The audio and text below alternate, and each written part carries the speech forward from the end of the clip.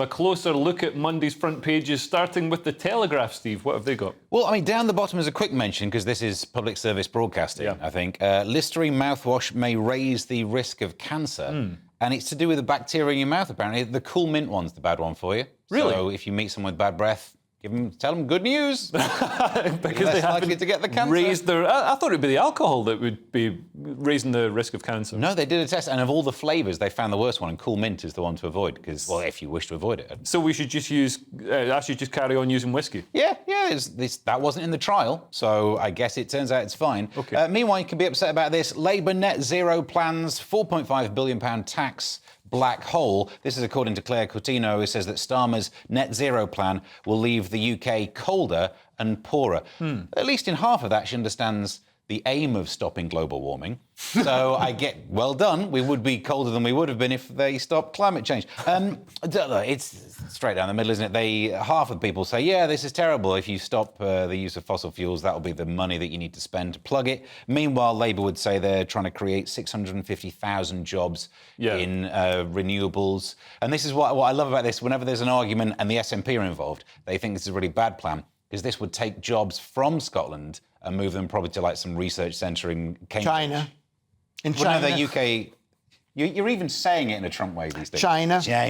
But, yeah, so, I mean, look, of course, the way to attack Labour right now is to talk about tax all the time. Yeah, and, I mean, to be honest, this doesn't... The plan to sort of stop North Sea oil and gas, the Green Party and the Labour Party have got... It doesn't seem to make sense. Like the idea of importing oil from Saudi Arabia, putting it in a boat and bringing it here is somehow more environmentally friendly than getting out of the ground in Scotland. Yeah, it kind of is, because it's coming from someplace else, and that's the whole history of the climate change thing. Is our climate change numbers are going down, whatever the CO2 are going down, because we're having everything made overseas. It's still being made for us. We're still paying for it, and the truth is, climate change is not a real thing. But do you think? I mean, because we saw in the Euro elections that people who voted in 2019 for Green parties all of a sudden decided that, you know, green wasn't the big issue anymore because the economy was doing badly. Yeah. So they rejected. The Green parties across Europe lost, I think, about 20 seats.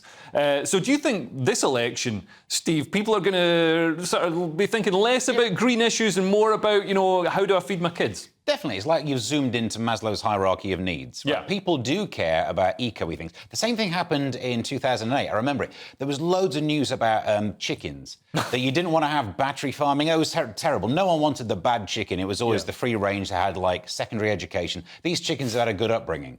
And then credit crunch happens. I will buy the cheapest eggs. Yeah. And you just swap around your needs. And if you are going through economically bad times, all of the, let's save the planet talk has to go into second place because you can't afford to plough on. Yeah, and Lewis, do you think the argument for climate change doesn't really work in the UK because this is a terminally cold and rainy nation? I mean, I just saw scientific experts apparently saying we had the hottest May on record. Have they been outside? I mean, can they sunbathe in 13 degrees drizzle?